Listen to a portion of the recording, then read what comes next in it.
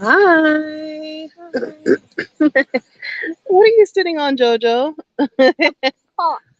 A pot? Oh, wow. So, hey. So I wanted to do this video because someone had emailed me that, wow, things look like, like you're having a challenge in Tanzania. And why Africa? Why Tanzania? The West has so much more options and things like that. So, number one is Tanzania. Well, why Africa, right? Africa has all of the resources that the world needs. Okay, all of the resources, all the gold, all the diamonds, all the rubber. No, honey, no. Excuse me. Not no. All the rubber, all the gold, all the diamonds, all the greenery, all the beautiful things that you could possibly want. Everything that is needed in the Western world.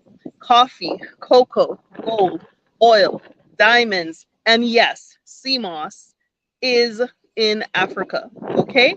So those are things that are needed in the Western world. So if you aren't looking at being in an environment where things are growing and things are soon to be growing and things are developing, then you're not, come on, Jojo, Ow. then you're not necessarily you're not necessarily in the right place. If everything is built and you have access to no raw material, raw resources, things like that, Jojo. Anywho, that is number one. So access to raw materials, growing economy, opportunities are here. Yes. Okay. But also opportunity has a cost. Opportunity requires certain things in order for it to develop. So uh number one. And number two is that person you see in the background acting a fool. Okay, come here, come over here. Look how beautiful she is and playful and joyful and having a great old time. Jojo is now 7.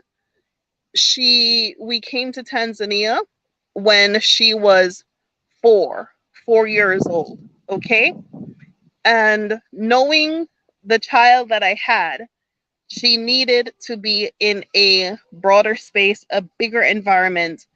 She needed to have a certain kind of lifestyle, outdoors, active, maybe a couple of dogs and a cat and a rabbit and a bird. The type of hey, you're stabilizing the camera. Okay, chill out. Yeah. So when Jojo was like starting to be active, I knew that she belonged in the great outdoors. And so it was a plan. Actually, when I was pregnant with her, her dad and I had the plan to relocate to Africa. I had the lifelong plan, and he adapted it like, yes, that's the thing to do. But at the same time, there were certain things that he simply was not ready for. Um, so I went ahead with the plan myself, which is to raise this child in Africa.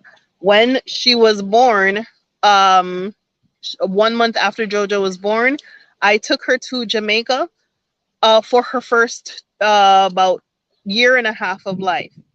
Those in that formative time, that allowed me to feed her quality food. It allowed me to also assess, is this the place that I want to raise Johanna? Based on some of the things in the culture, it was not. It was not the best decision, just the way how, the music, if you look at the direction that the high school kids are in, the type of things that they're exposed to, it was just like it's too much, right? Everybody loves Jamaica because of its its free and wild and raunchiness, but also there's a dark side to Jamaica, and being a Jamaican, I had to acknowledge that. Hey, wagwan, taste the Jamaican things. Yeah, so I had to acknowledge that is this the place that I want for her. Okay. And then also in my analysis of Africa, there was the Gambia, knowing what I have read, not that I know, but what I have read and what I have heard about the Gambia culture with certain people who travel there, and just the way how the culture is in regards to little young girls. You have to go and do your own research. I did not think that was appropriate for JoJo.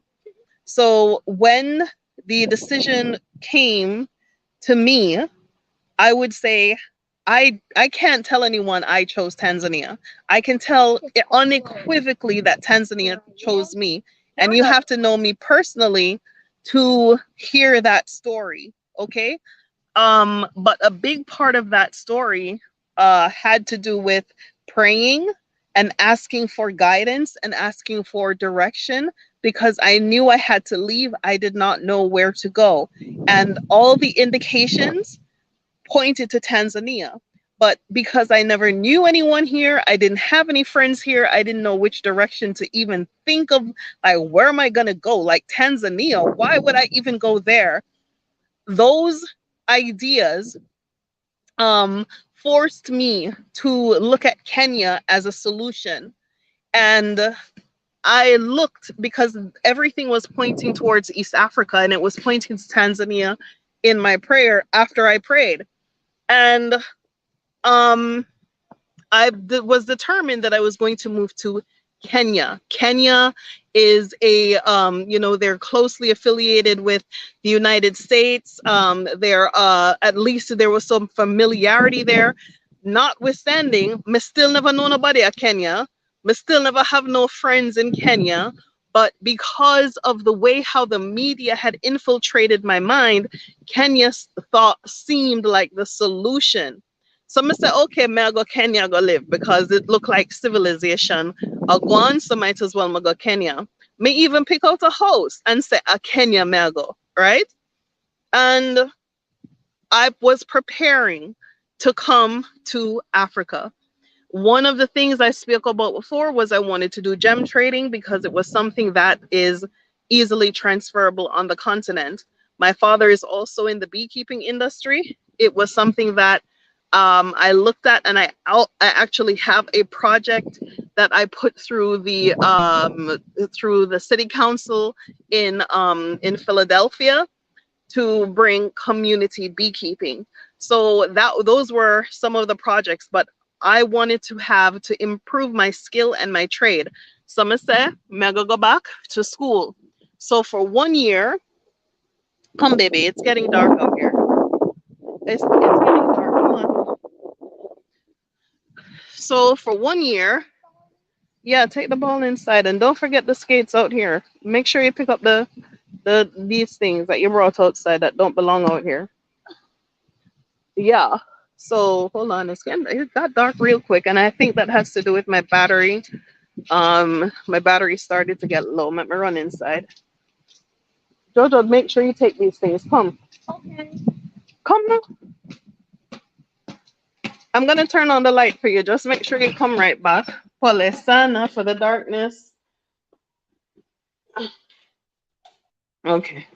That's the outside. Jojo, bring in the things. So see it now. Light. We have light. So I said, okay. Kenya Melgo.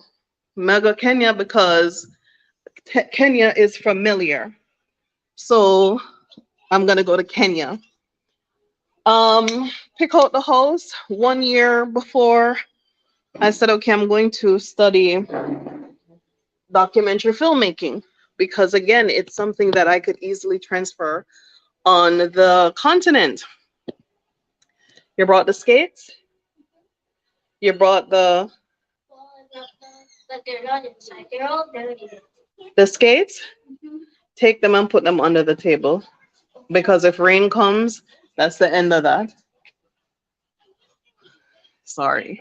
So I said, okay. So now I have a plan. I picked out where in Kenya I was going to go. I was going to go to Mombasa. I was going on the border of Tanzania. and Kenya with the place is called Mombasa. I picked out the neighborhood, looked at the schools. So yes, Adessa Mego. Okay. So COVID came. I was in film school, and the way how COVID hit me, it hit me where I had to flee. Okay.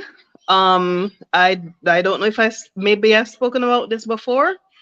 Um, in probably some of the previous videos that I I've closed, right? But in the early videos, I think I spoke about it.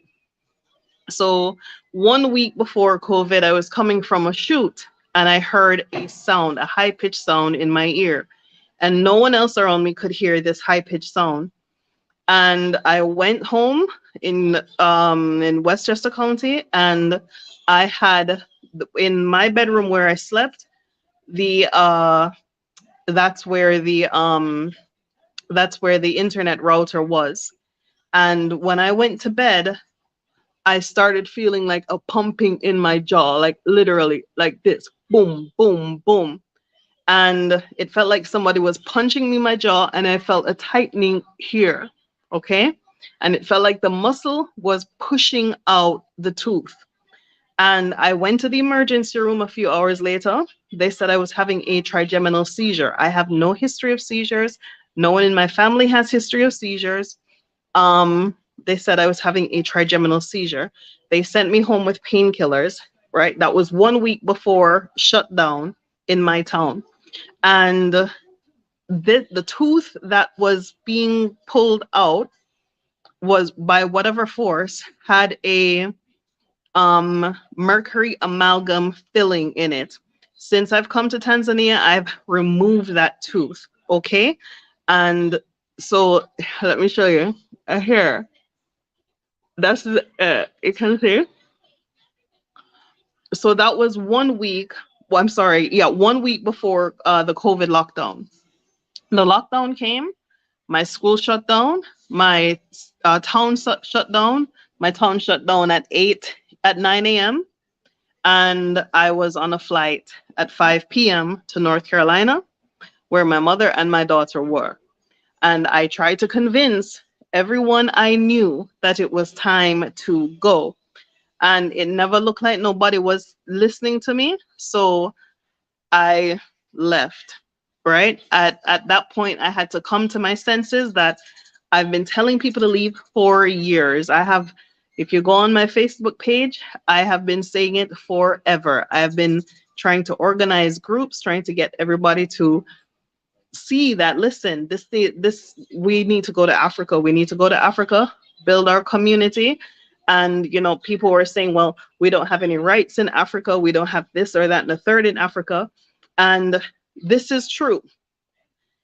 This is true. And the reason why we don't have rights in Africa is because nobody is showing up and asking for rights. Nobody is showing up and staying and doing the hard work and buckling down. Nobody is actually representative of the diaspora community as far as having businesses, churches, things like that, and building ourselves together. So we don't necessarily have representation to these governments, but we want all of the benefits and the blessings. And if you look at people who have the benefits and the blessings, is because they have businesses, representation, and community. Okay, so when I'm out here looking at all the resources that we have available to us, right? And I am out here doing all of this work by myself, and I'm trying to tell people, look, you need to come to Africa. You need to come to Africa. There are opportunities in Africa, but the opportunities, you reach them when you are a community. Okay, the Turks are here as a community. The Hindus are here as a community. The Jains are here as a community. The Kenyans are here as a community. So yes, it looks like I'm out here like saying, please come, or can we have like community, or can we have this together, or whatever. And it's not the language that you are accustomed to in the West, because in the West you have this perception that, oh, that everybody is for themselves, right? And it's all about growth of one person. So you might see me and think I'd only want to grow me by myself alone and my kid, I'm good, right? But I have an opportunity where I can grow a community. I have an opportunity in a business, in a natural resource that we can develop as a community. But if I am the only one out here who sees it, and I'm the only one working towards it, then I am the only one who is going to benefit from it. So if everyone is out there just watching me and seeing what I do, I have already proven what I can do, right? This whole place was an abandoned villa. I've already proven that I have the chops, the skills, the know-how to run a construction project. I did it once, I did it twice, and I'm not afraid of doing it a third time. What I am afraid of is consistently doing everything by myself. Those things do not make a community. So if people are complaining that they don't have any immigration rights and they don't have any rights to buy land, and they don't, what rights? How are you going to get these rights? You're going to get them by coming off of the plane and somebody's going to drop them in your lap? Or are you going to do the hard work and be a part of someone or something that is doing the hard work? That's how we get rights. And I'm trying to convey that. And it sounds like, yes, I'm struggling. I'm struggling because I am doing the work of a community by myself. Okay. So when I frame it in that perspective, I hope you understand that I'm not being disrespectful or anything, but we can't have anything on the African continent if we're not showing up and showing out and doing the best that we can and representing ourselves appropriately and learning how to work with and follow and communicate with people who actually can get things done. Right? There are people who had immigration issues and they found me and that was solved. Okay. And these are the things that people strongly forget, that there are issues that have happened here on the continent, and I don't highlight and I don't look for praises and I don't talk about all the things that I have done, but y'all know yourselves. You know yourselves that there are messes that have been made that I had to clean up. There are people who had need for housing that I had to provide. There are people who had need for financing that I didn't have to provide, but I did because I could. And nobody's going to catch me in a position where I have to deal with my own conscience that I could have and I didn't. So now when I'm saying we need to do this thing together, 92% of the seaweed on the African continent comes from Tanzania. And it doesn't come from Zanzibar. It's shipped through Zanzibar. It comes from mainland Tanzania. The highest quality seaweed in the world that you can find, that comes from unpolluted waters, waters away from hotels or everything. We have access to it. So why am I doing the work, accessing all of the financial document, the paperwork, and doing all of this legwork and footwork and marketing and development by myself in a multi-billion-dollar industry? Are you saying that no one else is interested in having access to a versatile natural resource that could be used in cosmetics, healthcare, skincare, and can improve the lives of other people on multiple levels? But I should be out here doing it by myself, and then somebody can say, well, Jesus, it looks like you're having a rough go at it. Life is rough sometimes, and it is what it is, right? I'm never going to back down from the hard work. I'm never going to back down from the rough patches, because at the end of the rough patches are the smooth patches. And what we see, and we like to award and reward and applaud and clap at, is the success, but we don't see the dark low valleys. That's the part that nobody wants no parts of. Nobody wants parts of the hard work and the tears and the anxieties and the frustrations. People don't want that part. People want the good part. They want to applaud the Rolls Royce, and they want to applaud the the mansion. They want to applaud the sacks of money. They want to applaud these things, right? But nobody actually wants to do the work to get there. I don't mind doing the work. At the end result for me is not necessarily material gain. The end result is I am holding a place for a people who knows where they belong. I am holding a place for someone to say, I need to do this. I have found this woman in Tanzania who can help me to do that. That is my position. That is the place that I have, that I'm occupying. That is the seat that I am sitting in. And yes, I sound stressed, but I'm sitting in my seat quite comfortably because I know who I am and I know why I am here. And whatsoever it is that I don't have is what I don't need right now. And whatsoever I do need will be provided for me as it always have been and always will be. So the concept of, you know, how we see ourselves and how we see each other in the diaspora is extremely, extremely appalling. We don't have a sense of community. We don't have a sense of connectivity. We don't have a sense of coming together because, hey, this person is here. I do business with Indian people who have been here for generations.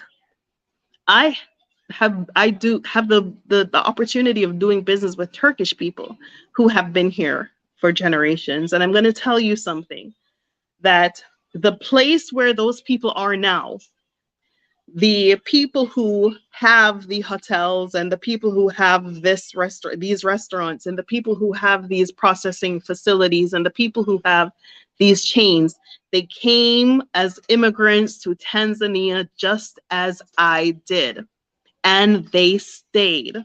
And their cousin came, and their brother came, and their sister came. And from the very beginning, those of you who've been watching this channel for years, I have been telling y'all to come.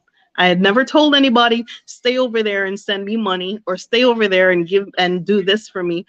I have always told you to come. And even if you don't come where I am, you need to find yourself in Africa. Because if we are not here, we ain't going to get nothing. That is the facts. If you're not here, how are you going to get rights? If you're not here, you can't put this council or that council to go ahead and represent you, and you are an absentee voter. You are absent. You're absent. You're not physically here, but you want the rights to be here. You want to complain about the Chinese coming here. You want to complain about Russia. You want to complain about everything else. You want to come on. How? You ain't coming. You're not coming. You want to complain about the Europeans coming here and marrying the men, and how? How is that even possible? How? You can't complain. I can't complain. How can you even think of that? Because you see the West as being the superior to the East. You see the West as being superior to Africa. You are complacent in the place where you are because you so strongly believe that that is the place for you. And you know in your hearts of hearts, you are not comfortable. You know in your hearts of hearts that there are things that you could do better. You know in your hearts of hearts where you should be. As someone else said, the Israeli community, 90% of the population lives in New York City, lives outside of the country. Okay, and I'm going to tell you another secret. So let me just close that topic. 90% of the Israeli citizens live in the United States, and they finance Israel. They are a transfer-based society. All they do is transfer their money back to Israel and to the people who are there occupying the space. Last week, when I was in Zanzibar at the Seaweed Festival, there was a journalist there. He was a German journalist, and he was speaking English, and that was the intermediary language, and I was the only person that they could find to speak to. He wanted to ask me, what impact does Islam have on seaweed farming, because it is a very strong seaweed culture. And Zanzibar is extremely, you know, uh, occupied, sorry, not occupied, but is a very strong Islam country. It's like 90% Muslim, right? And I try to convey to him that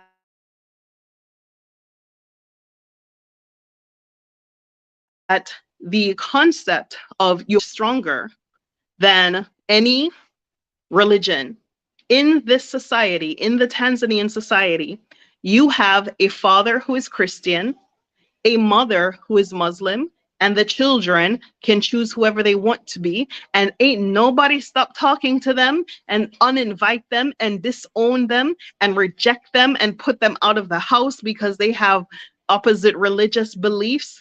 They even marry, they intermarry, and that's the thing that no one gives Tanzania enough credit for, is that they have this sense, this ingrained belief of community and family much stronger than a religion. So no one is stopping anyone from doing anything. Those were almost like the identical words that I told this man. And he kept insisting.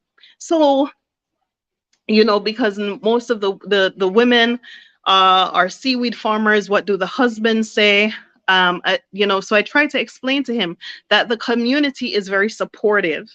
It is a very strong community, yes, but no imam is telling anyone that they can't plant seaweed, and no one is telling them that they can't do it. And he went around and around and around and came back to, well, that's not what I heard. That's not what I've been told. Okay, so I said, by this now I'm like up here trying to tell this guy. So I said, listen, look around you, look at all these women, look at all these women. All these women are here today because their husbands, their father, or whoever said yes. And you're going to let the opinions of one person use to be the litmus test of what you're going to use to judge the entire community. Islam in Tanzania is a supportive religion, and women are properly represented across all boards. So by this, I called over one of the representatives from WWF who had sponsored us to go to Zanzibar, and told them that, look, you know, I'm trying to explain, I'm trying to bring this point across. And he too was having difficulty. A lady from the gender desk at the ministry came across, and she too was having difficulty. So we explained it to him down to the science. Then he said, well, what about swimming? And I said, well, this is something that you have to speak to about a woman in Zanzibar, because the seaweed farmers have to swim, and it's against Islam for women to swim. I said, well, that is a Zanzibari thing that you need to speak to Zanzibar about. You need to speak to someone who is in the Zanzibar community about that. But I can tell you from an outsider looking in, I have not seen any issues. It is actually supported as a community effort. So there is no negativity towards this, because it does not prohibit women from actually doing their duties and then going to the farm in the seaweed bed and then coming back and taking care of the household. It does not prevent them from doing anything.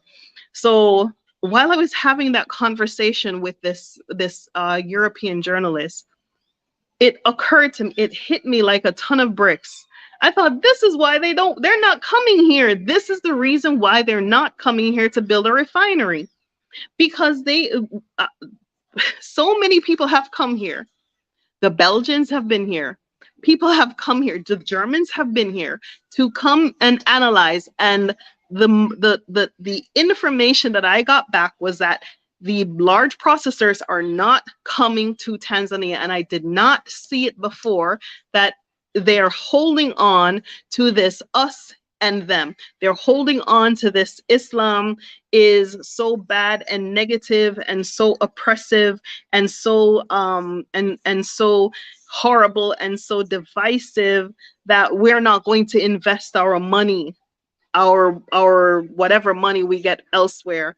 We're not going to invest it in Tanzania. And on top of that, they go be black is Muslims. So black African Muslim, that's a no-go for these people who have, you know, the resources and the knowledge and the know-how to come here and do this. So I'm like, oh, okay, I understand now, because him couldn't.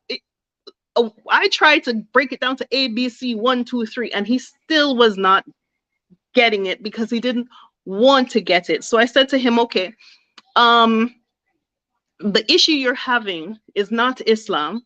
The issue you're concerned about is patriarchy. This is a patriarchal society. Even me, I have to put a man in front of me. That is the position that I had Jackson in. I hire him and I put him because in this culture, there are certain things a man can say to a man that he cannot say to a woman.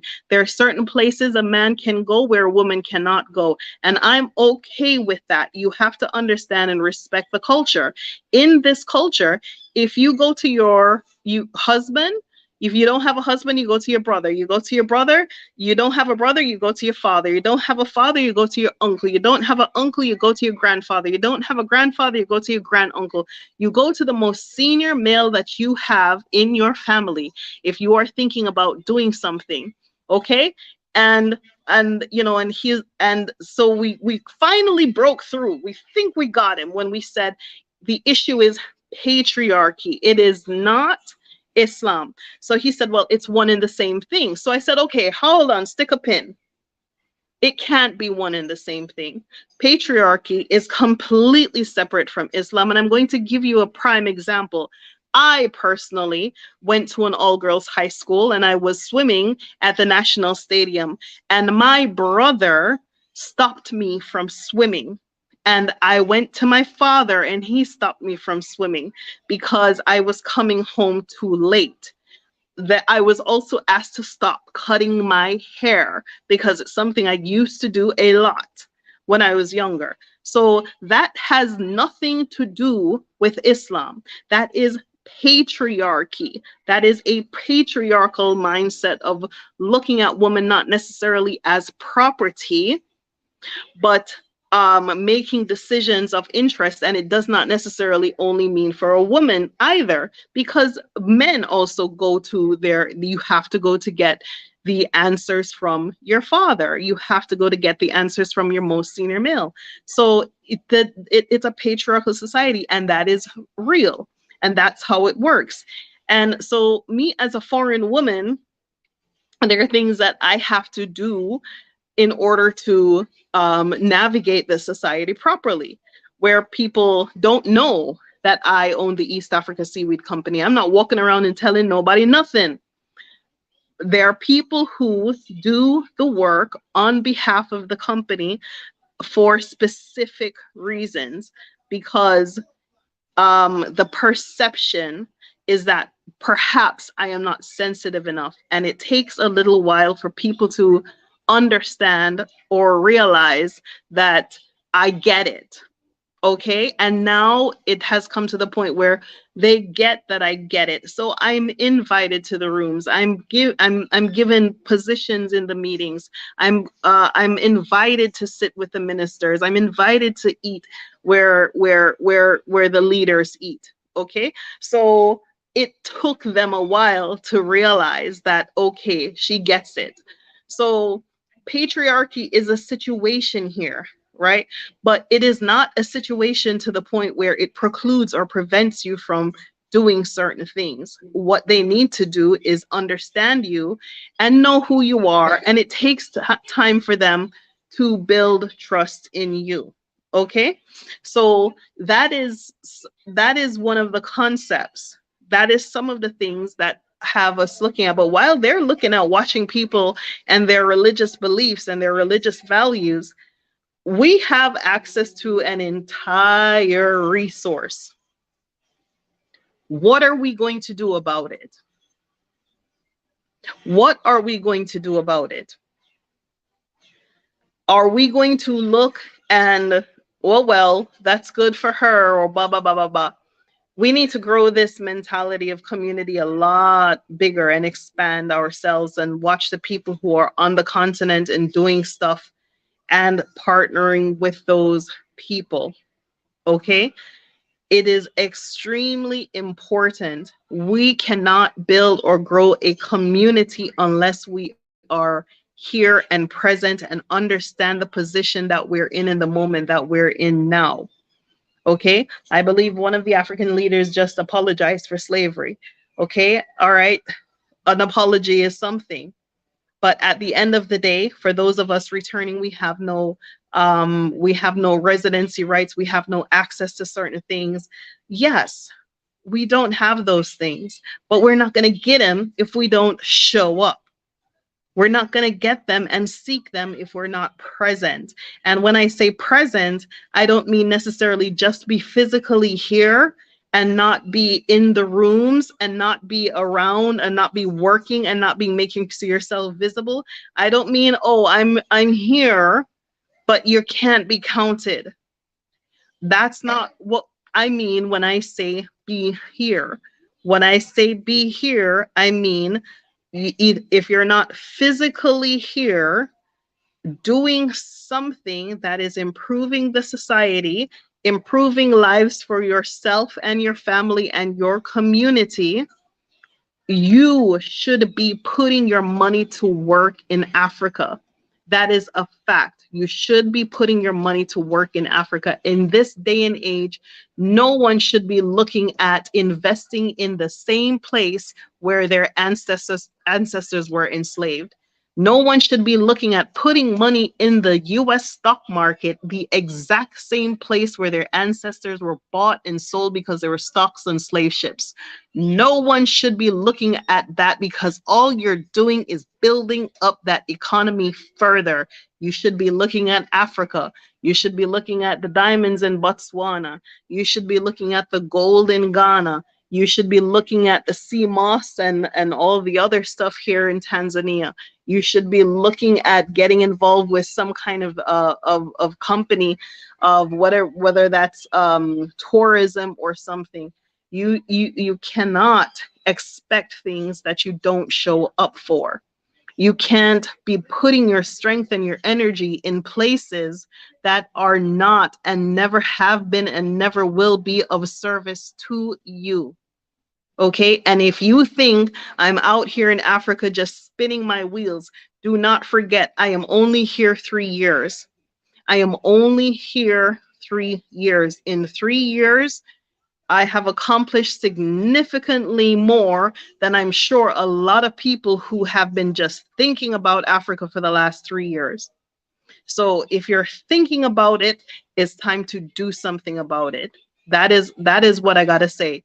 You have to put your thoughts to actions, okay? As I said, my position in this right here is I'm a placeholder. I don't believe that I was attracted, brought, or sent for, or brung here just for the joy of it. Okay, I know that I am here to facilitate the positions that I have been put in is to facilitate and accommodate and grow our presence here in Tanzania, right? But we all cannot, we all can't think that we're going to get something and don't work towards it, or we can't watch one person do all the work and think that is going to be a community. You know, in the 60s and the 70s there were Jamaicans that were here right after independence. There are Jamaicans living in Tanzania that were given opportunities to stay and work and live, and they lived in farm live you know, they got their farms, they set themselves up, um and they have been small pockets here and there. Okay, but behind that generation, no one else came. I didn't even know they were here until I got here. And though that community did not grow past agriculture. That community did not grow into business. That community didn't grow into enterprise. That community didn't grow into export and trading. That community didn't expand themselves and attract more people to Tanzania. That community did not have the know-how, knowledge, or wherewithal with all, and neither was the community in the West ready to follow behind them in their footsteps. So in this generation, in the 2020 generation, what I have been able to do is start business, expand myself in industry and export and trade, build a place that I can attract people and people can be accommodated comfortably. I have done a tremendous amount that was not done in the previous generation. There is an opportunity for growth and development. Okay, but I think a lot of the thinking is I am a woman, which yeah, I'm gonna be one till the day I die. Um, and also that the perception is that I'm about me. I'm about this business. I'm about the growth of this business. And if that means that I have to push through and go over some hurdles and go sideways and go up and down to make things happen, that is what will happen. Because at the end of the day, in 20 years' time, we are going to see from where I started to whoever else came behind me and was able to build on what I was able to do. We're going to see things differently, but you will never see things in the while it's happening. You never see a tree while it's growing. You just see it one day as like, wow, it's an amazing tree. Okay? And everyone wants everything ready made and they want me to do it all. That's not fair. That's not fair. It's not fair because it's great to come and enjoy what I've built and what I've done. But unless you are also looking to do work and make yourself available and do things, it is not completely fair to have one person do everything and then wonder, well, why aren't we doing this? Because it's just one person. Well, why aren't we doing that? Because it's just one person. Well, shouldn't we? No, it's just one person, and I am a resource. I am a resource like water. I do not intend to run myself into the ground or in an early grave because my child depends on me. I am one person. So all I'm going to do right now is tell y'all this. Look at what is happening here. Stop looking at what's going on. Y'all can see the West is going downhill very fast in a wheelbarrow straight to hell. Y'all see it. Okay? You all want to raise your children differently. Y'all see the natural resources, but you can't touch it because you don't have the access and you don't have the documentation and you don't have the know-how and you don't have all of the fabulous things that you need to touch those resources. You see the gold, but what you going to do with gold? Do you have a processor? You see the diamonds, what you going to do with the diamonds? Do you know how to cut diamonds? You see the oil, but what you going to do with the oil? Do you know how to, do you have an oil refinery? This is what I'm trying to say to you. Why?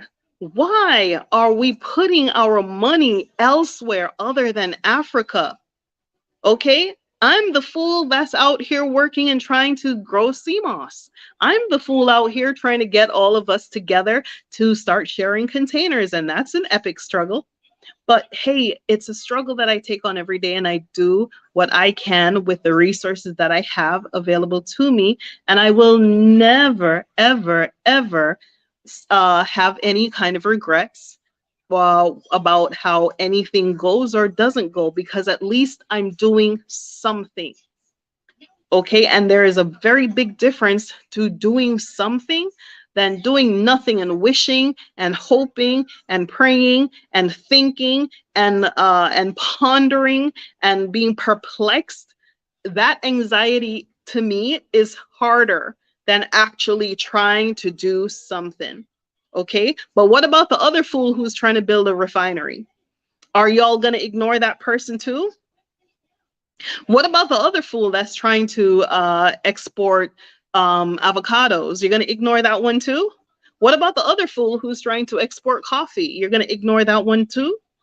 Right? Really? There's no reason why in this day and age we should be buying name brand bags, name brand shoes, and doing all of these other crazy things to keep the Western civilizations afloat. That's right. Y'all are the ones keeping those civilizations afloat, and then complaining about Africa. And you ain't got no rights in Africa, but you'll go to Mexico. You go on vacation to Mexico.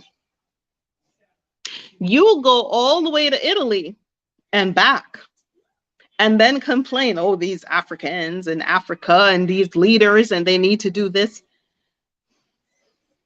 You'll spend the money and send your child for them to educate your child, and then come back and wonder why can't we have I can't have a conversation with my son. Why can't I have, why can't my son see things? Right, because you allow your enemy to educate your children. Okay, and there is a very big difference. What I'm doing is a step towards the only way I can express my revolutionary spirit. I am allowing my people to educate my child on the continent of our ancestors. One of my great, great, great somebodies came from this continent, and somebody somewhere is related to her, and let them educate her. She will not look up to anyone else but people who look like her for her education. She will not look up to anyone else who doesn't look like her for her self-esteem, for her dignity as a Black person, a young girl, and as a woman. Before that happens, she will know who she is.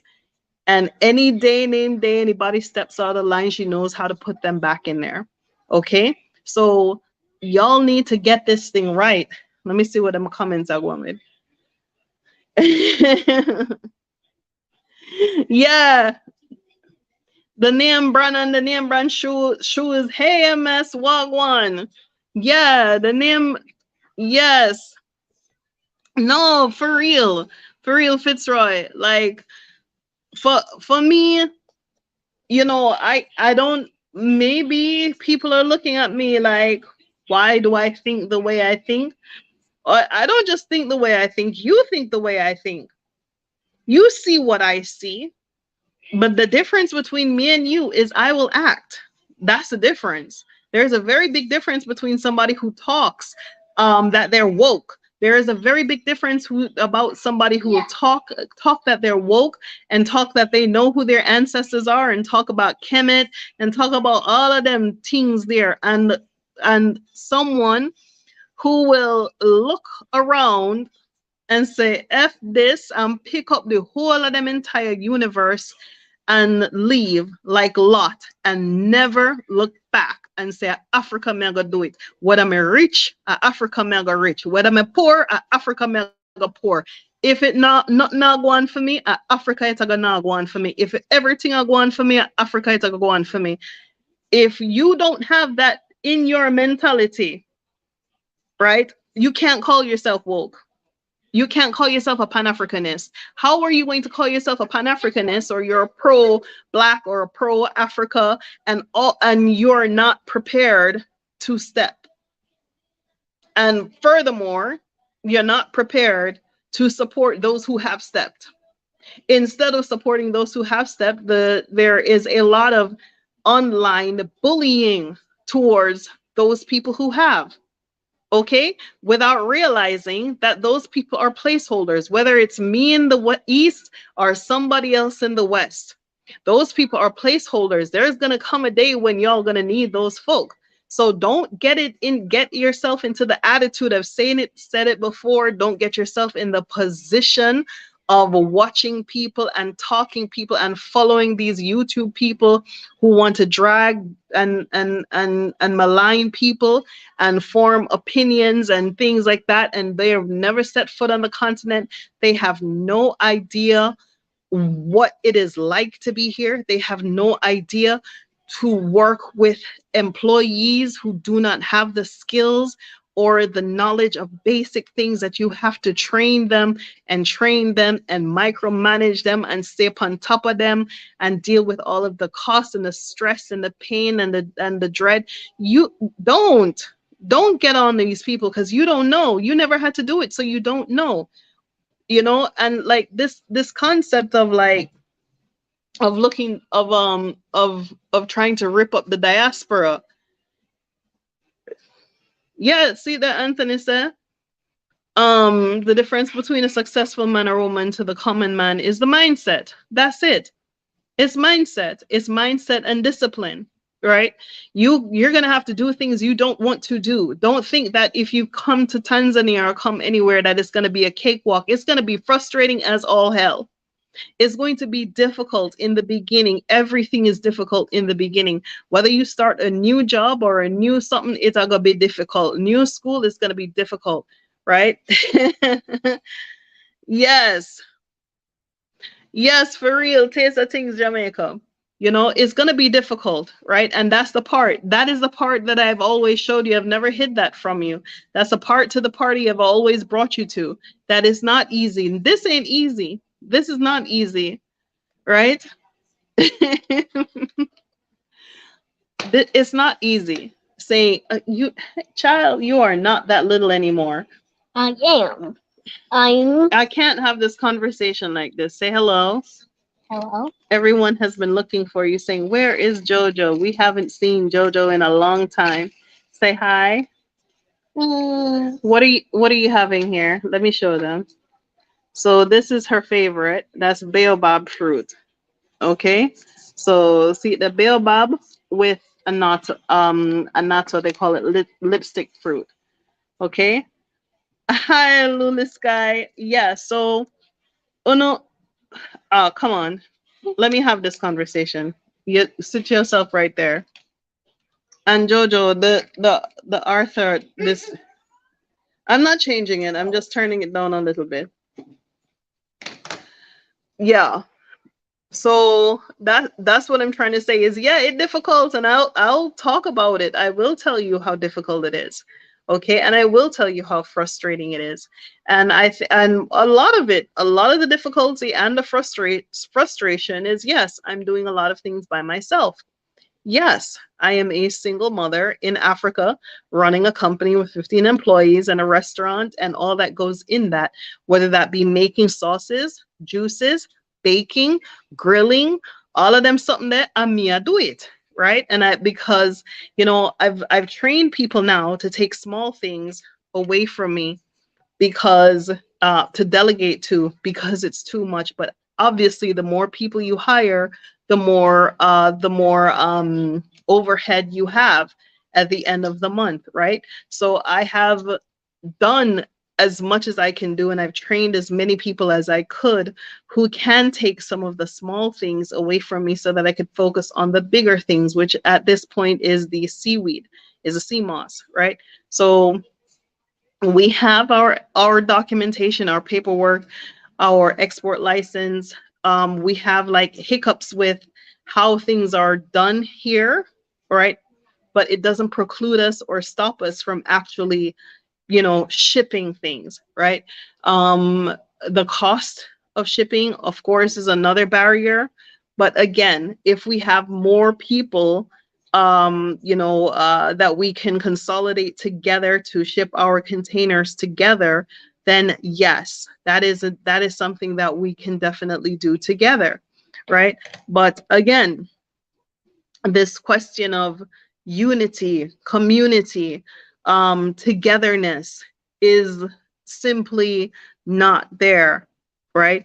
We have to do better. We have to do better. We have to do better. You cannot expect any better if you're not using your mind to think for yourself on your different options or opportunity. Africa is a vast continent, a very diverse continent. It's a very beautiful place to visit. Okay, if you're looking for a vacation, this is a fantastic place. We have Zanzibar, we have Mafia Island, we have islands all over Kenya, we have islands all over the place. There is South Africa, there is Ghana, there is the Gambia. It is a beautiful place. So the perception and the concept, the misconception that Africa is this horrible, dreadful place, we have to put that behind us. And again, yes, things are difficult. But on top of me doing everything by myself, things are difficult. It is difficult. It's a third world country. On the list of ease of doing business, Tanzania ranks 170. Okay, that is just 30 spots away from the bottom. 170. Tanzania ranks in difficulty of doing business, and it is sad to say, but the difficult things have to do more with paperwork, and paperwork is expensive. Things are not as cheap as people think they are. People have this perception that yes, because it's Africa, it's cheap. No, here in Tanzania, things are imported. They're imported from China, but then again, the grade of what you're going to get from China is not necessarily going to be the strongest and the best. So if you want to have something quality, you're going to have to get those things from Europe, or you're going to have to get the best grade from China. Then the cost of shipping, the cost of clearing, and so all of those things add to the cost of things. Um, Jojo, take your red up hand off of the chair. Thank you. Yeah. So at this point, I've done the difficult work. I think I've done more than enough of the difficult work. I have done the things that people have tried to do and have left. And if I'm honest with you, I'm going to tell you the truth that to do business in Tanzania, there is no such thing as a aftercare program to say, okay, we've attracted a foreign investor. She has invested this amount of money.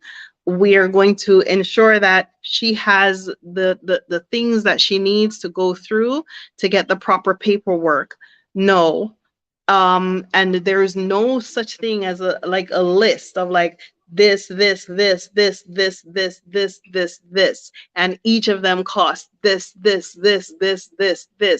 And if there was such a list, and you like your tax documents, your this, your that, if there was such a list, a lot of people would be so put off by the cost of that. And it's not just towards foreigners, it is also based on Tanzanians. So this is why I'm saying that this thing that we got, that we're doing, that we have access to at the moment is not an individual, it's not an individual game. Okay, this is not America where you say, okay, I register a company, I go online, I register my company, woohoo, my papers came in the mail, I went down to the city hall and I got my little certificate from the state, and yeah, I went and I opened my bank account and I'm in business. I just set up a WordPress site and everything goes through WooCommerce, and yeah, okay, you can literally have a whole business within less than a week in the United States. In Tanzania, that whole entire process that I just said, that is going to take you through at least 4 to 5 months. And the cost of doing things go up. And because of that, people leave. Foreign investors come to this country. It's one of the things that the president said when she just took office, was that people the slowness of the country causes people to leave. The longer things take to process, then the longer things, the more expensive things become. So can you imagine that if I'm depending on certain paperwork to come through? We started our process in February, March, April. It took me until May to get each and every single piece of document that I needed, May of last year. It took all of 4 months to get. Imagine if I was in a hotel. Imagine if I was paying for a taxi. Imagine if I was, eating at a restaurant every day.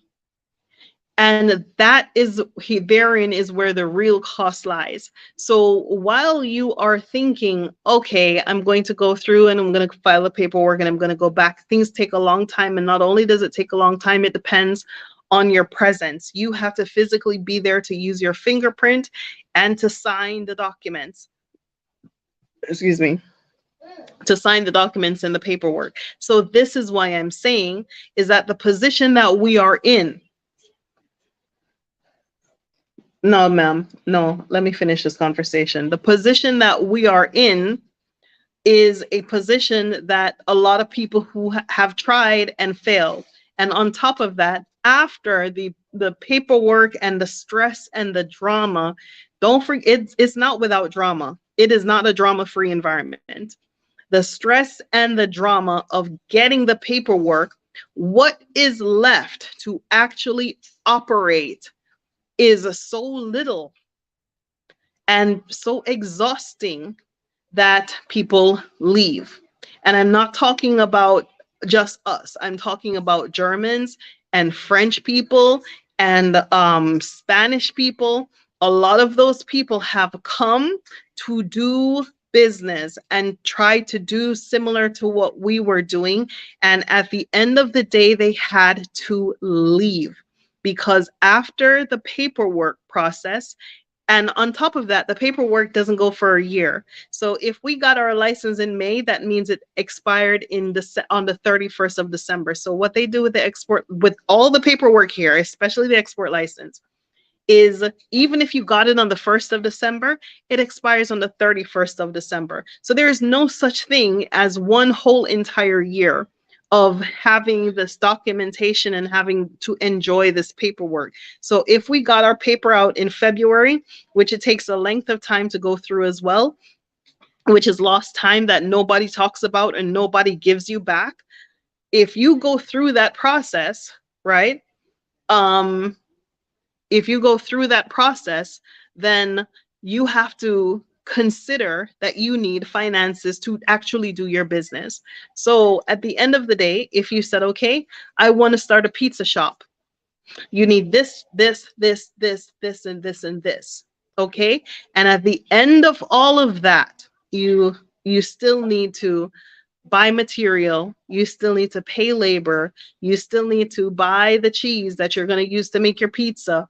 And at the end of the day, what is left is barely enough for you to A, live on, and B, run that pizza shop. So this is what I'm talking about. So those hurdles we have already overcome. We have already passed those things. Those things are in our rear view mirror, and they are, but the annual processing does happen, right? So, but at this point, we would be processing in our third year. So people know who we are. We're not starting something new. We're not inventing a company out of thin air and telling them what it would look like if we did it. Now they can see what it looks like if what we're doing. So the position of obtaining things is a lot more difficult when you actually have already acquired those things.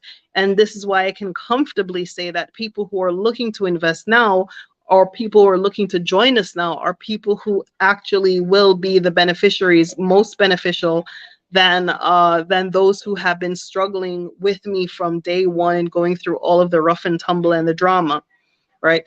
So You know, those are some of the things that I wanted to talk to y'all about. We should not be looking at doing anything else outside of Africa. If we're serious about Africa and we're talking about investing in Africa and growing Africa, and you know, we shouldn't be looking at anything else. We should be looking at hold on, let me unplug this. Oh, Mr. Rogers. Mm-hmm. Yes. This person said hi, Jojo. Hi. Okay, enough of the tongue. Bye. Yes. So anyway, um yeah, I'm on Instagram, but you know what? Like I said, I have to really control my time. I have to really control, like, how am I using my time? Like the position that I'm in right now and the demands that are on me for my time, I have to be very careful about what is the best way that I'm using my time. And like I am here today because I use my time today to bake up some patty. And Jojo needed me. Jojo needed my time today. Yes. Uh-huh. Made some bread. And we bake bread. Yes. Yeah. So many worlds said we shouldn't be looking at anything else, right? No, but not if you're serious about Africa, right? Like it's like you're it's like if you get this concept in your head, to give you a better illustration, it's like you say you want to marry a woman, and every day you tell everybody, yo man, she's so beautiful, yo man, I'm gonna marry her, but you playing in other yards and pursuing other people and giving other people your time and your energy and your attention and your money, and you know, and trying to, you know, like, oh, trying to you know, take care of somebody else and try to finance some other woman and some other lifestyle, right? Meanwhile, you're saying, I want to marry that woman. That is the woman for me. That is the woman that I belong to, right? And then as years go by, the woman start look like, okay, well, you know, why she look like that? Because you put your resources elsewhere. Because instead of getting serious and instead of pursuing what it is that you know you should pursue, you went elsewhere. Okay. And so there is a cost to that. So that is what I'm trying to say. And, you know, I know the concept of like what I'm saying is very, very strange to a lot of people, but seriously though, the American education system that I also went through does not prepare you for critical thinking. It does not give you the tools for analysis. It doesn't give you the tools for being objective about the same environment that you're living in. It doesn't give you the opportunity. There you go. Yes, marry the motherland, right? Marry the motherland. How are you going to you know, say you want a wife and you're whining and dining and finessing everybody else but the wife? How do you expect to have a relationship with the wife when you are elsewhere? How do you expect to have the riches of the wife when the tools that she needs to access those riches, you are giving them to someone else? Okay. And so collectively, we as a people, we need to start taking ourselves a bit more seriously. Okay. We have to have a different concept. You cannot call yourself woke. You cannot call yourself a Pan-Africanist. You cannot call yourself anything else but a coward. That's what I said. Sorry. I said it. Can't call yourself anything else but a coward. That's it came out of my mouth. But seriously, so I'm so sorry, but that is no, Jojo, stop that. Okay? Do this here, what I'm doing is warrior work, it's brave work. This is not half stepping, this is not doubting. Oh yes, see that you can also marry here. You can pick one of these big beautiful African women that's shaped so you can marry here as well. Yeah, marry Africa and marry African people, right? They're here, right? They're beautiful. Y'all can't find people, and they're here. You are all lonely, and you're all confused, and you're all contradictory about everything, and you don't know which way is up and which way is down, but you won't commit. You won't commit. That's the issue. You have commitment issues. You have Stockholm syndrome commitment issues. You would rather finance and upkeep your the people who have historically bullied you and denied you of your humanity than go and find it elsewhere. Not nice. Not the time. Okay. See that? You ain't no time, no half stepping. You can't be no coward. You cannot be a coward. And thank you so very much. Yes, you cannot be any coward about your heritage, about your legacy, about your position in the world at this point in time as a Black person. Never before have we been able to get on a plane and go anywhere we want to. Maybe our parents could, but they didn't see it. They didn't figure it out. They didn't have any idea of like what, how, where, when, who, what. Okay, maybe our grandparents, they had it in their heart secretly, and they just could not do it. Okay. And for sure, great grandparents, it wasn't even a thought. It was like, okay, we read about brother Marcus Garvey, and we read about some things, and yes, that's the thing to do. But if we don't have anybody to lead us, how will we go? But this is not to say that generationally there hasn't been people coming back. From the time of slavery, people have been coming back. I don't want anyone to confuse what I'm saying. From the time of slavery, Black people, enslaved and free, have been returning to the continent. So what I'm doing is not as revolutionary as you think, but what I'm also saying is I believe that now that we have more access and more knowledge and more information, that those things are preventing us from actually making leaps of faith. Okay, had I been armed with the things that I know now, maybe I wouldn't have, but I did, and I am. And I'm in a position that I can do many, many things. We can do many, many things. I could build up a whole entire community around CMOS in Africa. We can build up factories. We can do everything from cosmetics to hair care to nutrient drinks. There's to soaps. There's so many things that we can do with this industry. We can process and package. There's so many things that we can do.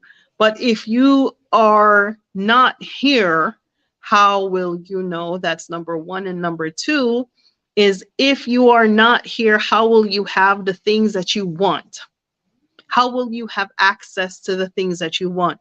Right now, people on the continent, they want to export coffee. People in America want coffee. But where is the person? Where's the bridge? That's the position I'm in. I'm the bridge. But there has to be an entire community of people like me everywhere to get access to everything so that we can build these bridges. The resources are here, but there are no bridges. At this point, I have put a piling in. Do you know what a piling is? A piling is, if you look at the Brooklyn Bridge or the San Francisco Bridge, there is a block, a piece of engineering piling that goes down into the bedrock that holds the entire bridge up.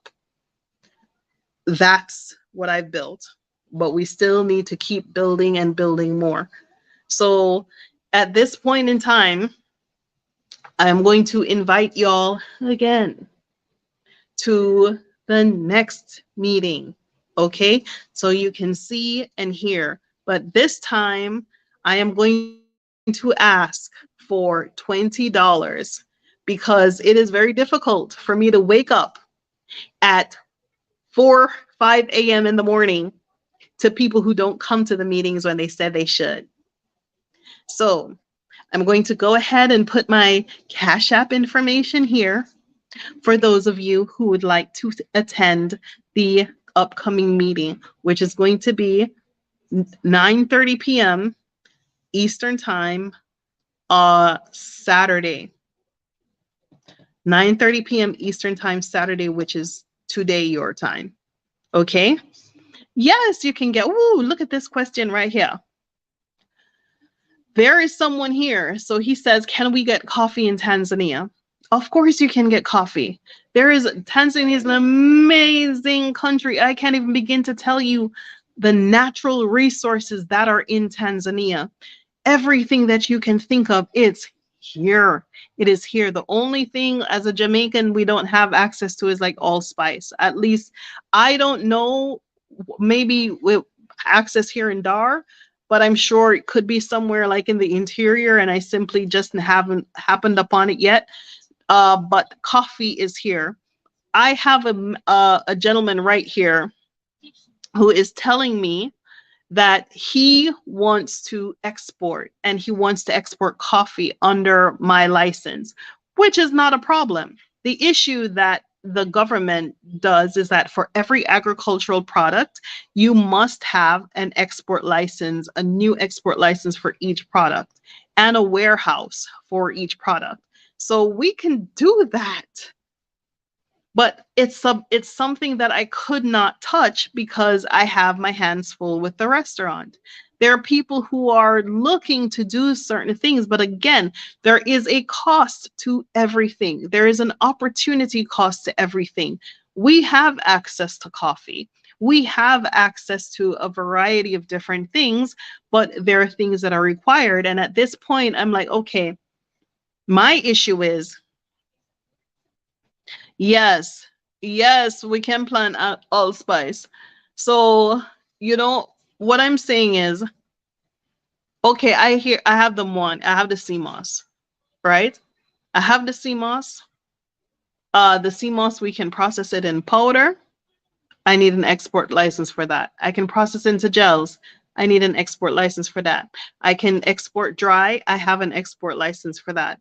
You need a license for every category of things that you're going to process. And if you're going to process, you also need the facility to process.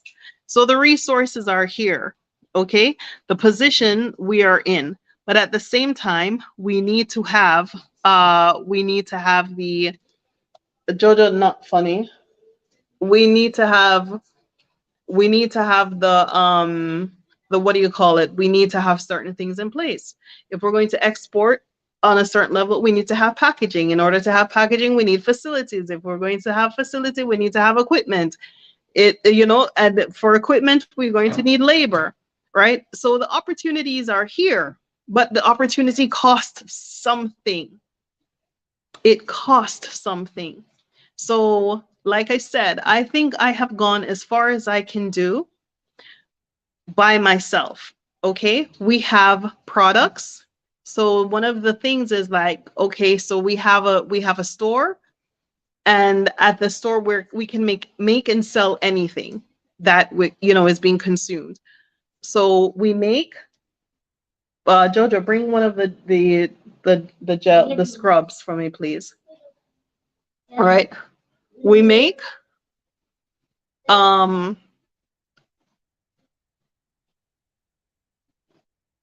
yeah, it's a Seater Gilbert says plenty of coffee, right? Plenty of coffee is here. Coffee is here, you name it. You name the crop, it is here. Avocados are here, everything is here. Okay, so a lot of things are here that can be. Jojo, can you just bring one, please? Give me. Okay, thank you. So this is one of the things that we made that I was showing. Okay, which way is my here? Wait. Okay, so this is a body brightening scrub. All right, and not whitening, brightening. So to improve your complexion. It makes you sparkle. And It makes you sparkle like me. and this is made with the sea moss. Okay, I have other products that I have been able to walk into different places and say, hey, I would like to supply your business with this product. And the fact that I have a presence or a visibility or a store or a restaurant or a storefront, it makes a significant difference. So when I get a purchase order, I still need to package. I still need to process. I still need to do certain things. And this is what I'm saying, that I have gone as far as I can do by myself, because okay, yes, I can make a sale. Yes, I can make a sale, but when I make that sale, there is still a cost behind making that sale.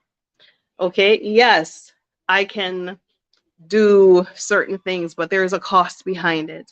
Okay, so we just need to come together as a people and figure out what exactly do we want. We can't continue to complain about the Chinese when we're over there in the West.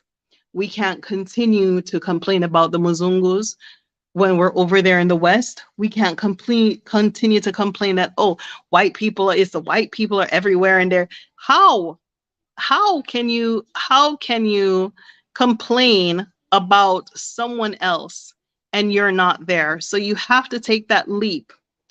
You have to have faith. Exit Africa 1. Okay, let me give you my email address. So you go ahead and email me. For those of you who would like to come to the meeting, it's 9:30 p.m. on Saturday. That will be Sunday morning for me at 5 a.m. Okay, go ahead and send me the email. Okay, I am going to ask for $20 for this meeting for those of you who are serious and who would like to attend, because like I said, it is difficult for me to wake up, and this way I could weed out the people who are serious and the people who are not serious. This is a very serious thing that I'm discussing. Okay, and like I said, I cannot, no one can have any expectation. Hi, Cass. How are you?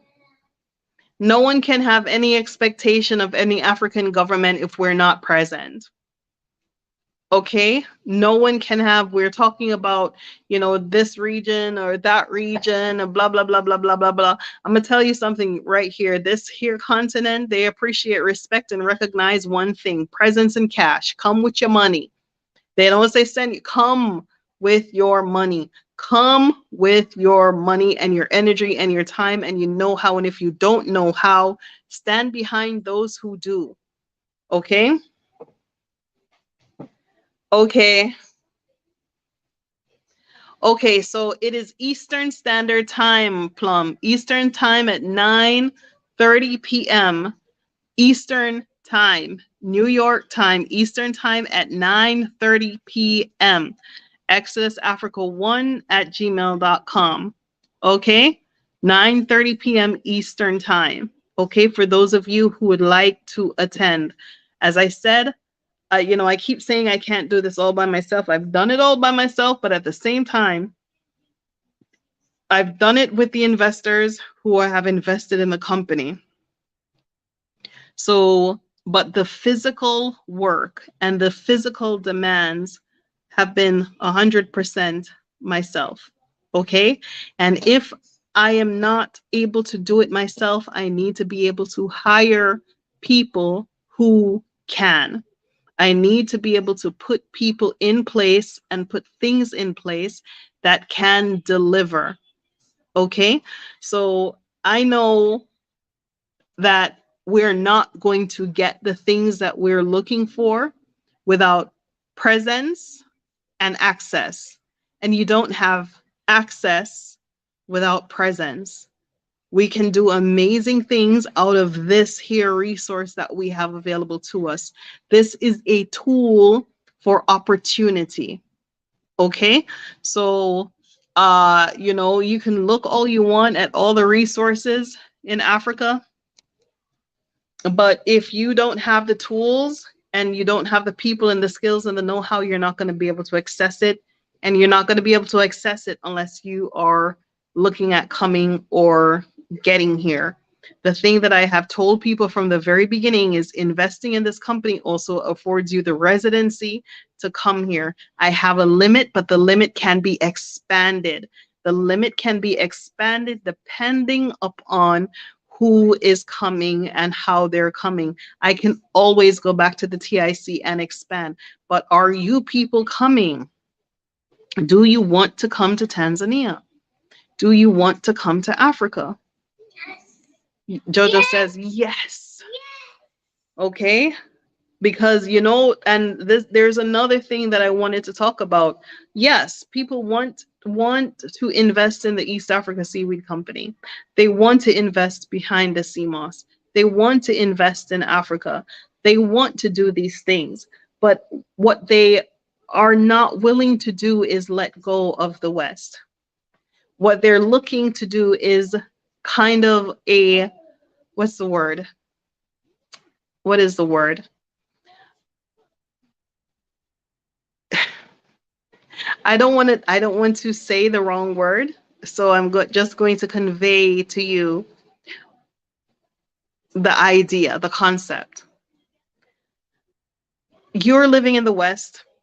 Ancestrally, maybe somebody took you across, your ancestors across to the West, enslaved you, traded your ancestor on the stock market, put you through slavery, put you through Jim Crow, put you through a bunch of stuff.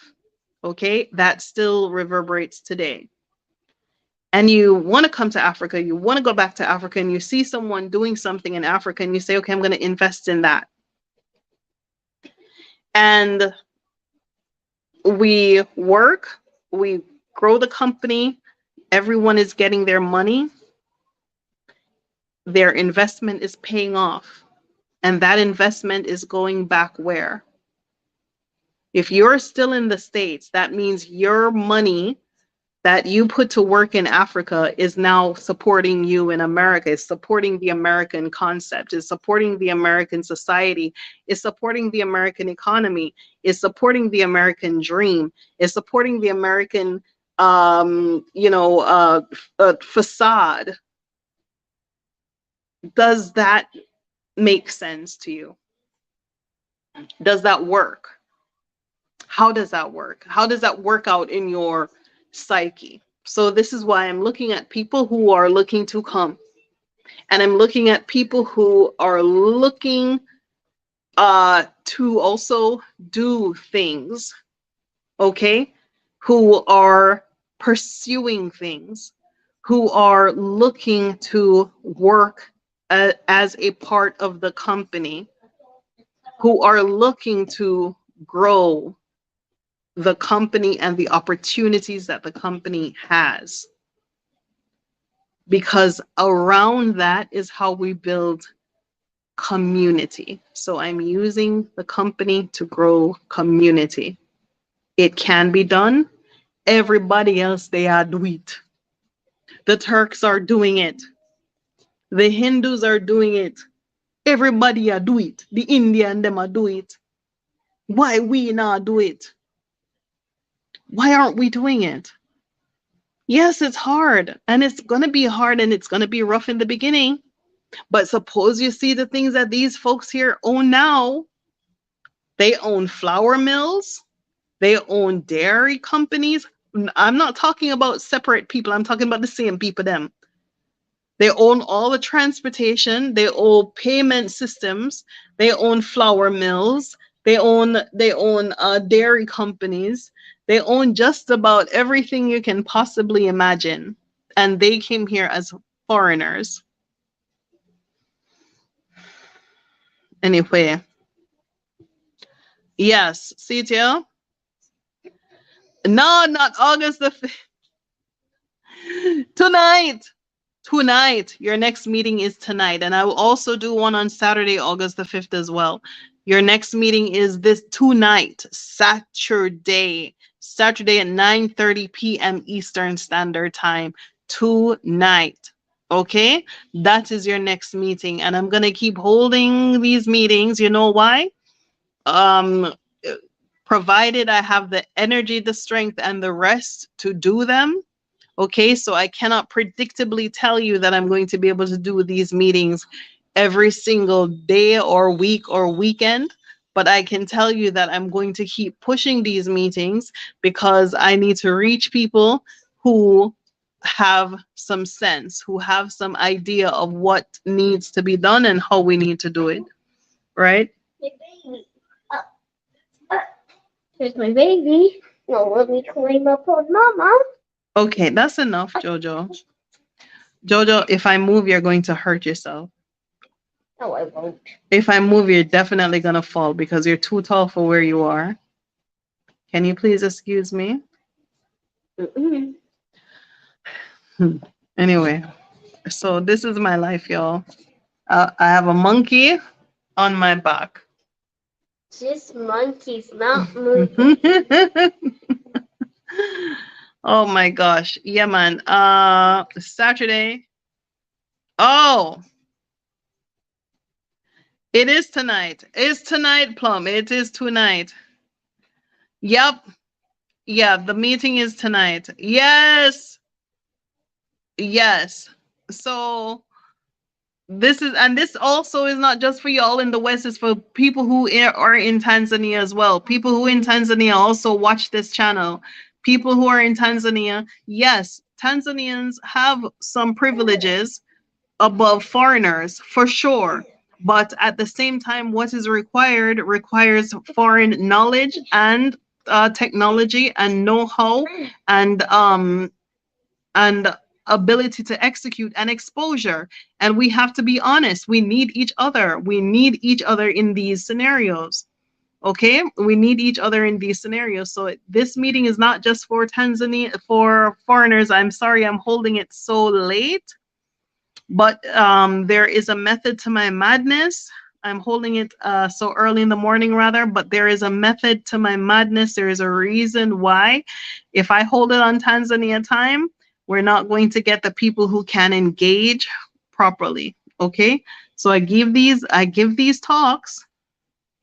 Um, I give these talks and I talk about all of the opportunities and options, and I hope I'm able to provide clarity and direction, but just so people understands or get a concept of what I am saying. And yes, you can't say you want one thing and don't and not be willing to step.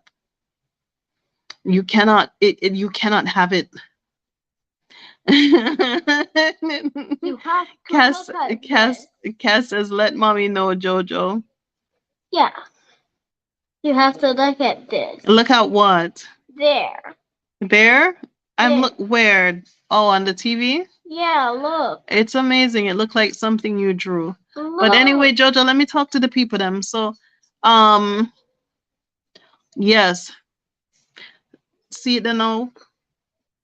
Thank you, Thug Life. Me no know what I really need to be doing these things as panels so other people can come and talk. As a matter of fact, anybody who want to come and talk, Jojo, get off of my back. How can I do this? No, I would have to schedule this. I need people like this who have understanding. Okay? Yeah, see the no? See this one person here. This is what Thug Life is saying. They may be capital intensive, but this is the future, and the Chinese are taking away. Yes, that is what I'm trying to tell you. Is I see them and they're here. Okay, they're here, right? They're here and they're coming and they're leaving and they're coming back with an army. Okay. The other day there is some houses across from a restaurant in Masaki.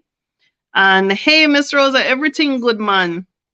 And there's and the Dalali, which is the agent who rented us the place, told me that they're renting the place, right? And they left. And they came back. And they came back with something like 12 of them come back and rent two of the house them one time, right? Which is great. you know, they're putting an engineering. No, Joanna, no. I have to get back on. Excuse me. Hold on. Look at me. That's not nice. Excuse me. Thank you. And to start the show. Yes. Excuse me, Jojo. Let me have this conversation. Ah! So, I need to lie. Enough. Masoon come. They left and came back. Okay, with 12 of them, and they took both of these places at once and they started their engineering company, right? So this is what I'm saying to y'all is um you know, these are the things, you know, people who are looking to invest, education, skills, mechanizations, there are certain things. Even if I had a factory tomorrow morning, the educated populace is not here. Okay, they are not here to be able to train them. Is going to take a while. There are places here, yeah, there are factories here that they bottle water, there that they process flour, that they process rice. There are factories in Tanzania. Okay, but to get the kind of labor skill up and running to run a solid factory, you're going to need to input a significant amount of training. And who is going to be doing the training? So, like I said, I'm holding a place, I'm standing in a position where I am able to facilitate and accommodate those who are willing and ready to build this bridge. There are resources here, but if we are not together, we're going to fall apart. I'm looking to build a community out of the company. There are many things that we can do with this product. It in and of itself, CMOS is a 900 and something $1 million industry that has a compounded annual growth of 9.9%. Nines all the way through. Okay, it traverses the healthcare industry, which the nutraceutical industry itself is 15 billion, 151 billion, sorry, 151 billion US dollars. It traverses hair care, skin care, all of these other things. And there are many ways to market and get into it that I won't go into. Okay. But you know, it's really hard for me to to see that there's so much, but I'm doing it by myself. And you're not going to be able to see it unless you're also working in it. Once you start working with the products, you're going to see what you can make use of it for. Woolly things you can do with it. Woolly things we can do with the position that I'm in here. So I'm looking for those of you who have the knowledge, know-how, and have some things to also contribute. Yes. So Taste Jamaica said, "What is Cash App?" Email me, and I'll talk to you on how to do it. Right. So it's this evening, 9:30 p.m. Eastern time, and like I said, this is the email address for those of you who would like to come. There is a $20 donation. Remember, make sure that people know what is required and what is expected. Okay. Yeah. Yeah. So talk. Okay, let me see. On glamour. Oh my God, yes. So this guy here, and I'd like those of you who are watching this, and I'm reading these comments because in these comments you learn a lot because there are people from all over the world here. And this person says, don't be afraid to get into unglamorous industries. Waste management could make you a millionaire. Vocational training, mechanics, welders, electricians. You don't have to come with digital skills, but um, labor skills, okay? Trade skills, very, very important in developing countries. Having trade skills, auto electrician, welding, knowing how to hire wire houses. Those things are very important. And I don't want you to think that because these places are third world countries that you also don't need your certifications and your paperwork. You will need your certifications and your paperwork. One thing about Tanzania is everything is orderly. Okay, if one person only builds roofs, that's all he does is he builds roofs. Him don't build roof and wall and floor at the same time. And anybody who tells you that they do that, it's not correct. Okay, they build roof and maybe they will get somebody else who can also do the tiles, but they themselves can't do the work themselves. They are, that's not nice. Don't do that again. I just said don't do it again, right? Okay, so everything here is orderly. You're gonna need your paperwork.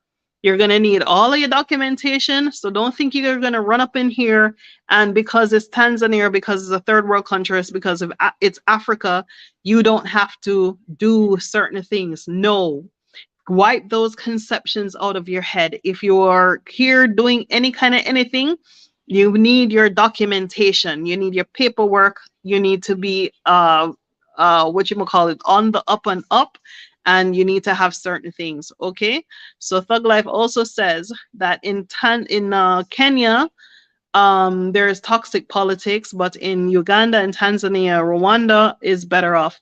You know, Tanzania is coming along. Okay, there's a lot of things that people don't give Tanzania credit for. Like I was saying earlier, you know, the intercommunity of interfaith community and intercommunal relationship between Christians and Muslims is it's a non-issue. Okay, that I don't even want to say it's good and strong. It's a non-issue, meaning there is not an issue there. Okay, and because there is a non-issue, it is a very peaceful country. And on top of it being a peaceful country, it is a strong military country. Now, don't get me wrong, this is not to say that you walk down the street and you're going to see tractors and trailers and everything of soldiers. No, meaning that they have their military strength, but they have it reserved. They have a very large border area where they border other countries inland, so they have a very strong defense mechanism to prevent all of the wild people them from coming all about the place with them wildness, because they only deal with peace here and they don't want no foolishness. Okay, so those are some of the things that you have to also consider, right? And then the other thing that I had started the conversation with, but for those who are just joining the conversation, is raising my child in Africa, is providing her the stability. From the beginning, I had said that I'm here to raise a child, period. So come hell or high water, I am here raising a child. So whatever it is that I'm doing is only a sideshow, is only a cherry on top to raising my child in Africa. And the sense of peace, of self and identity that she has in Tanzania, I do not think I would be able to provide that for her in the States. So those are some of the things. Let me see now. Okay.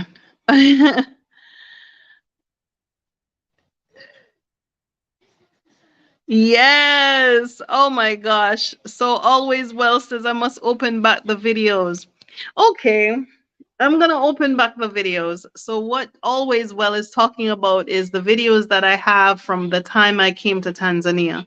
So last year I had closed those videos because I realized that people took some of the videos that I made and they did snippets and mute what I was saying and said what they had to say over what I was saying. And then the thing that are right or fair, and it's people have this concept that just because you're on social media or because you're on YouTube, that that it gives them license that you can be attacked. The one thing no one has ever seen me do is attack anybody. You have never seen me go after someone or start talking about this one or that one or try to create divisions, or I've never come for anybody. And that should tell you something about my mindset. But when people want to come for me, right? And I still don't come for them. Kenny. Okay, thank you. That's Kenny. Yes. But there was a come for. And they come for me, and when they came for me, they also came for the people in the West. I don't come for people and I don't attack people because that's not my vibe. That's not my spiritual energy. Who the hell have energy and time to go after anybody in this day and age and try to misalign them and try to negate them and try to attack them? Who has that kind of time and energy? Right? That what someone else is doing is more important than what they're doing. How is that even possible? Mind blown, right? So I'm gonna say, okay, let me just let you know. Unfortunately, it's a Plum is asking me if I'm still taking donations on the Exodus House website. No, I have not. I haven't taken donations in a long.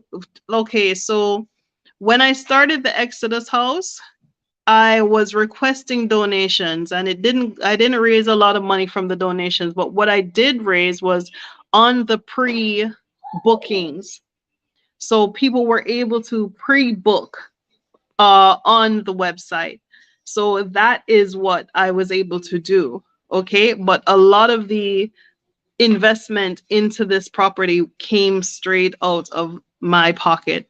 But anyway, and I used to be so grateful and thankful for even if it was $1 somebody gave me, because that told me that one person out there in the universe felt that what I was doing was the right thing. Jojo, hold on. Am I having a conversation? Is that right? Okay. Enough now. Don't make me come to you. Enough. Thank you. Sure. Yes. So anyway, there are things. There are people who there are people on the internet who believe that because you're in the social media space that you're fair game to be attacked, and them things are not fair, right? Because I ain't upon them thing there. I have no ability or desire or inclination to look into somebody else's world and attack them for any reason. And on top of that, I am a single mother with a child in a foreign country.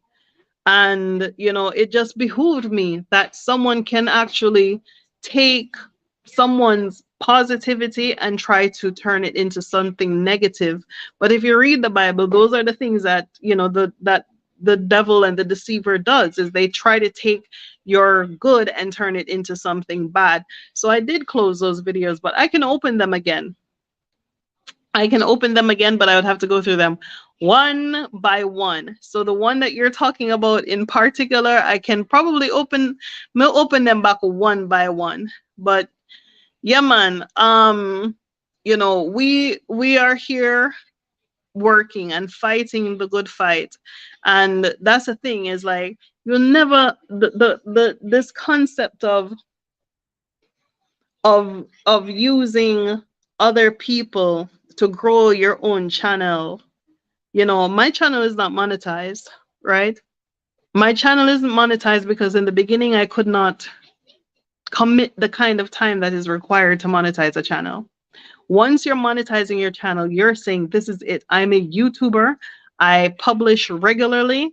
I make my income from YouTube, and this is how I make a living. I knew from the beginning that I could not commit to that kind of time because I had other designs on my life, right? But I wanted to connect through YouTube to talk to people about what life is like here, what the opportunities are like here.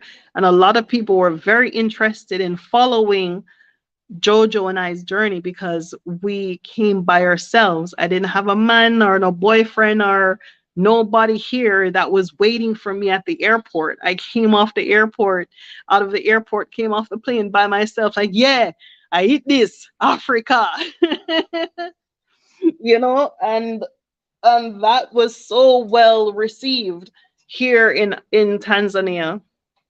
You know, it was so we Jojo and I were so well received here, and I just felt like I felt like, how is it that I could get out of that, and then there are people who wanted to get out of that, if I did not make a way or a place for them to also get out of that.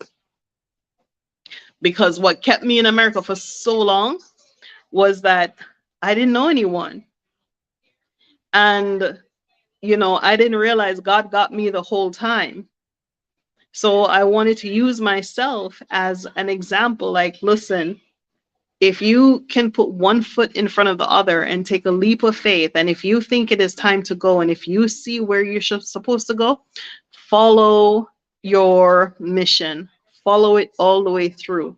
Don't let anybody or anything or any circumstance tell you that what you're doing, or what, as long as it's surrounding Africa, don't let anyone tell you that you're not doing the right thing, because the ancestors will make a way for you to get there and do the things that you need to do. But you cannot do it with a Western mindset. You have to do it with the mindset of blind faith, of faith that, listen, God's got this. Okay? So that's what I used to carry me through this experience. And those early videos that this person is asking for was a real live representative of what really happens, right? So, you know, Jamaica has been very influential in, hey, MS, Jamaica has been very influential in that experience of coming to Africa and navigating Africa. But at the same time, you know, you can't think that because you have one experience somewhere else that this is the same experience. You have to be willing to let this experience stretch you and grow you and challenge you and bring you to a different level. You ever see some people and you're like, how them think so, or how them move so, or, you know, they're just so strict, or they're just so uppity, or they're just so, you know, inflexible, or they're just so this, or they're just so disciplined, or they're, you know, there are things that happen to people that shape them, that make them into more disciplined people. And this place, as Big says, is a separator. So it separates the wheat from the chaff. If you are chaff, this place will grind you up. If you are wheat, this place will grow you. So before you come here, or before you think about Africa, you have to know in yourself, or work on yourself, or put things in yourself to strengthen yourself. That if you know you have a small seed of something inside of you, when it hits this fertile soil, it will grow, blossom, and bloom. You have to have that inside of you. No one can give it to you. No company can make it for you. You have to have that inside of you. Okay? And you cannot let anybody change it. You cannot let anybody manipulate it. You can't let anybody turn it into something that it is not supposed to be. You can't let anybody make it into something that it shouldn't be. You can't let anybody pervert it. You can't let anybody try to manipulate it or control it. If you have that seed, that is your gift. When I say the seed, you should know in yourself what I'm talking about. Okay? I'm talking about your energy. I'm talking about your strength. I'm talking about your faith. I'm talking about your knowledge. I'm talking about the seed, your life chi. If you're conscious of this thing inside of you, that it is purposely put there to support, grow, or develop other people or something else. If you know you have that inside of you, you have to find fertile soil to plant it in. And that's what I did. Okay. So when I come at the meeting tonight, um, let me see. Yes. Yeah, some people not ready, and I'm not gonna try to tell you that it's not challenging, but you have to know what, it's so far.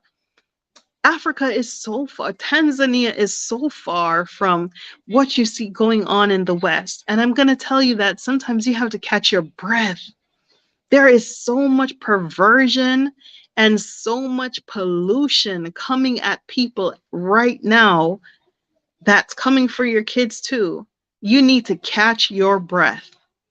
You need to catch your breath. You need to get the hell up on out of there and find anywhere that you can go to be somebody other than what they're shaping you out to be. Let me see. Oh, wow.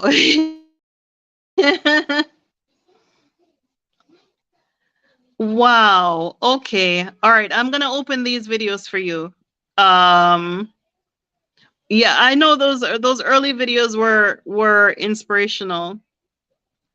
Oh, wow. Okay, Colin, I will open them. You know what?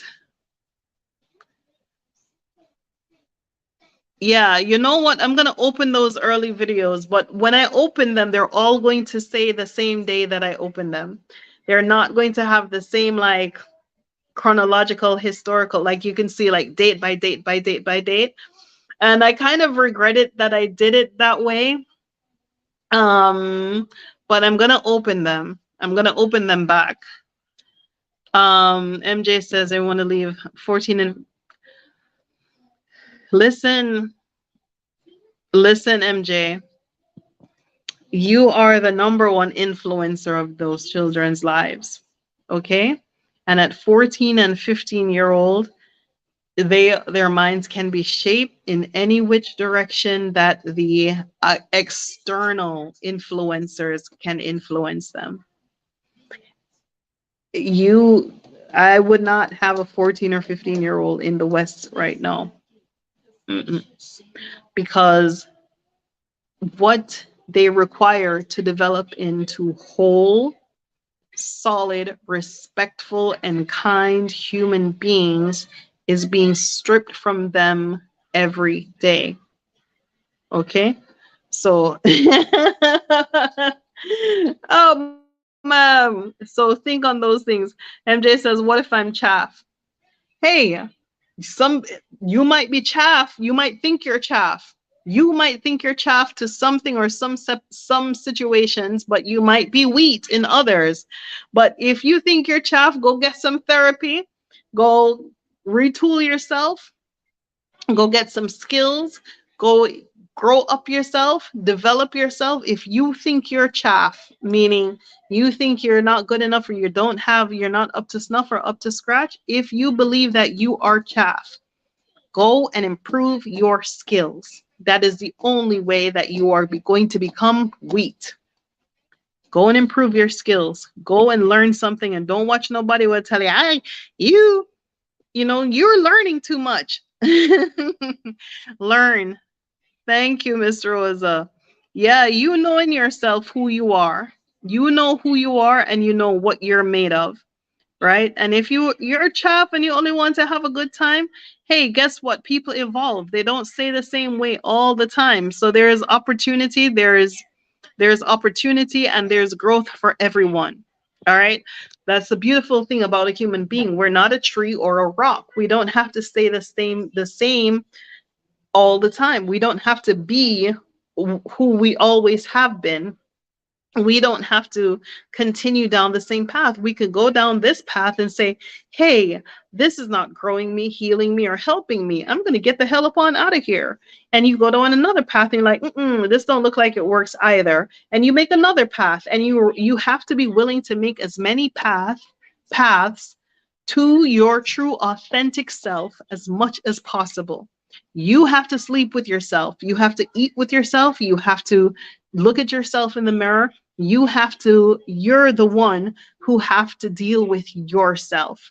Okay. And you can't give yourself any cop outs like, oh man, I lunched on that. Oh man, I should have, would have, should have. At the end of your life, you should not have a trail of regrets. You should have a trail of, I tried, I succeeded, I failed, I learned, and I won.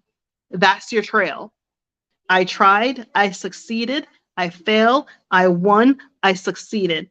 Nothing else. No trail of regrets. So if you think you're chaff, just keep improving yourself until you get there. Make better decisions for yourself, how you spend your money, how you spend your time, how you grow yourself. Where do you see yourself in 10 years and what do you have to do to make sure you get there? Okay? And if you don't know, go find someone who does. Okay, so let me see what these comments are saying, and then let me go because I've been talking for 2 whole entire hours. Let's see. Yes, more life. Thank you. Okay, so meeting for those of you who are coming.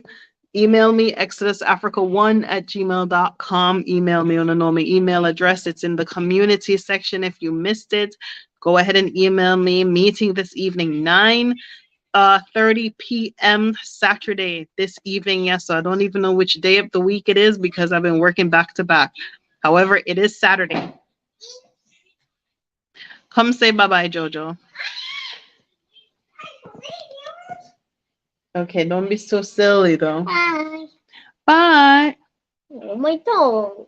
It turned pink again. From the baobab. Okay.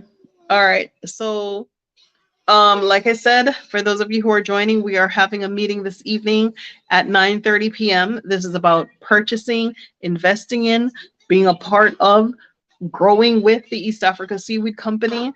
We offer residency for those people who are able to invest. We can always expand.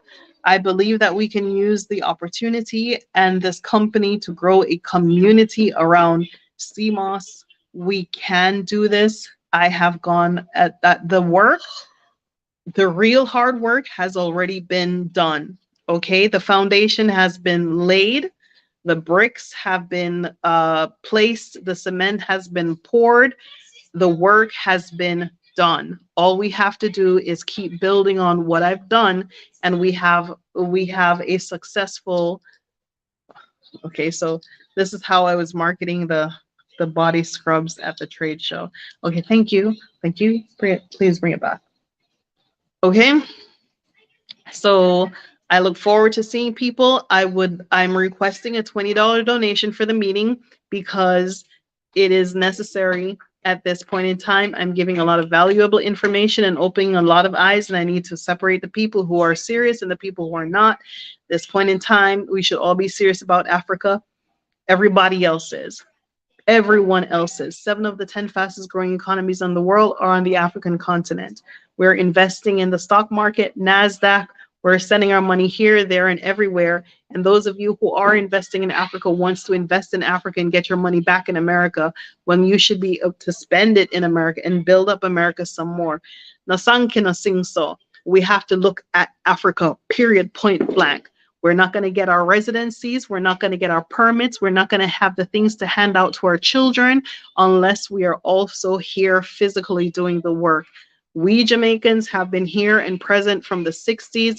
doing a lot of things on the ground. And fortunately, as a Jamaican, we have had been a beneficiary of that, whether it just in reputation or in name. Okay, so it is right here. The saying Jamaica is like currency, because someone else was here generationally before making that happen. So where we are now, if we look at where we're going to be in 10 years from the work and the foundation that I've laid here, we're unstoppable. So send me an email. Let's do this. Okay. We can, we should, we have the opportunity. The opportunity has a cost. Let's get it done. Thank you. Thank you so much for watching. Bye bye.